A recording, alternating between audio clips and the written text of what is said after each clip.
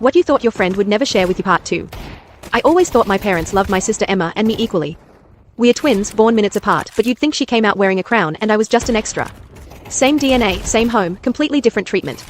Growing up, Emma got everything first and everything better. When we both wanted to learn piano, she got private lessons from the best teacher and a brand new grand piano in the living room. I was stuck with an old keyboard that barely worked. When it was time for college, Emma got full scholarships and a fancy dorm room in a top university. I was told to be practical and go to the community college nearby on a loan, of course. The excuse was always the same: we can't afford it for both of you. But it felt like a lie I couldn't ignore. Then when I was 19, I got hurt working part-time at a construction site. I needed surgery on my wrist. Insurance barely covered anything, and the remaining $7,000 was a mountain I couldn't climb alone. I asked my parents for help. They said they didn't have the money and suggested I take another loan.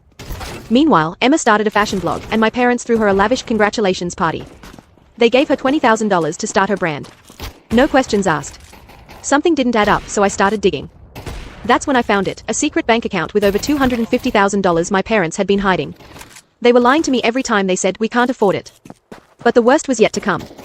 At 23, while sorting old papers for tax help, I stumbled on my birth certificate. Then I found Emma's. The father's name was different. Someone I never heard of. I confronted my mom. The truth spilled out. Emma was my half-sister. She was my mom's real child, the result of an affair my dad never knew about. I was the reminder of her biggest secret. Suddenly, their favoritism made twisted sense, but it didn't make the pain any easier to bear. I kept this secret for 2 years, planning my next move. I took a DNA test privately, confirming what I already knew. Then I built my own business from scratch, using the grit I'd earned being treated like an outsider. Within 18 months, I was making 6 figures. Emma's blog, meanwhile, flopped after blowing through her startup money. She racked up debts from failed ventures and even gambling. When she came crying for help, guess who they called? At Emma's 26th birthday party, in front of our entire extended family, I made a toast. I thanked my parents for teaching me independence by treating me like garbage for 26 years.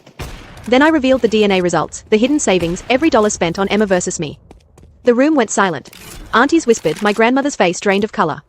I told everyone Emma's debts were now their problem, just like they always had been. I walked out. Haven't spoken to any of them since. And now? My dad filed for divorce after 28 years of marriage. Mom got a job for the first time in decades. Emma?